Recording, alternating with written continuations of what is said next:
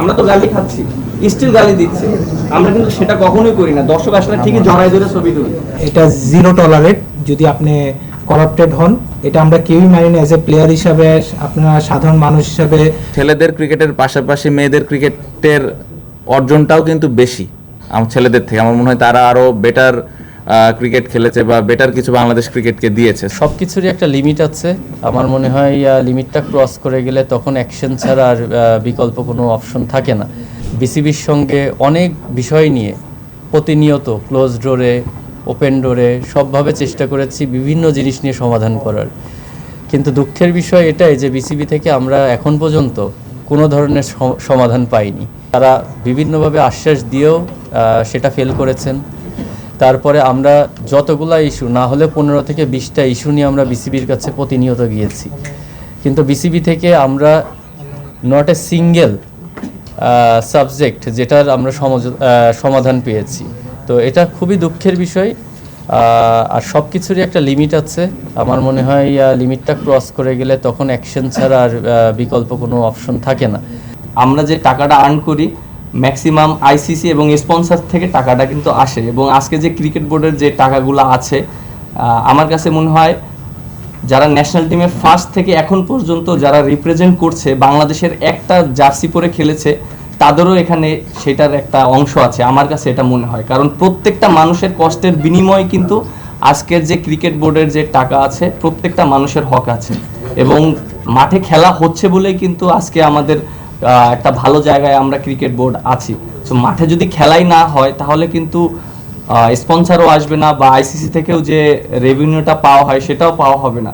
But আমার কাছে মনে হয় যে আমাদের এটা শুধু ব্যক্তিগত না, এটা প্রত্যেকটা ক্রিকেট ক্রীড়াঙ্গনের জন্য এটা একটা লজ্জাজনক। আর আমার কাছে মনে হয় যে উনি যে মন্তব্যটা করেছেন, আমি জানি না উনি কিভাবে করেছেন, বুঝে করেছেন না না বুঝে করেছেন। আমার কাছে এটার কোনো ব্যাখ্যা নাই, তিনি এটা ভালো জানেন।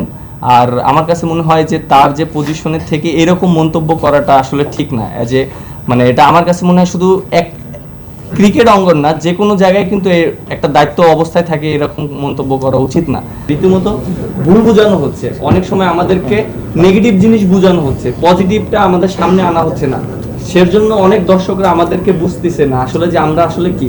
আমরা কিন্তু কারো এগেনস্টে না, আমরা যে দর্শকরা যে আসে, আপনি জানেন এত পরিমাণে আমরা গালি খেয়েছি, তারপরে তো দর্শকের সাথে আমরা ছবি তুলি।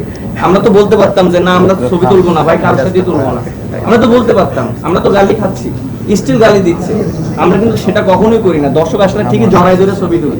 আমাদের বাংলাদেশ ক্রিকেটের সব থেকে বড় একটা জায়গা যেখানে আসলে মানে সব ক্রিকেটাররা অংশগ্রহণ করে থাকে।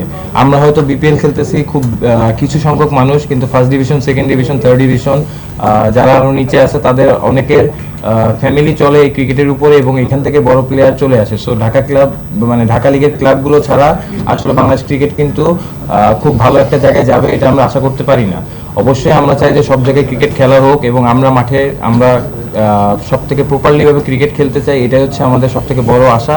উইদাউট এনি প্রুফ বা উইদাউট এনি এভিডেন্স ছাড়াই কিন্তু আমরা কিছু প্লেয়ারদের আমরা এই বিপিএলে দেখতে পারিনি। এটা খুবই দুঃখজনক। আমরা প্লেয়ারদের সংস্থা থেকে, কোঅপের পক্ষ থেকে আমরা এটা তীব্র প্রতিবাদ জানাই। এই কারণে জানাই যে আমরা সবাই জানি যে আসলে এটা জিরো টলারেট। যদি আপনি করাপ্টেড হন, এটা আমরা কেউই মানি না। এজ এ প্লেয়ার হিসাবে, আপনার সাধারণ মানুষ হিসাবে, প্রেস যারা আছেন তারা সবাই এটার এগেনস্টে।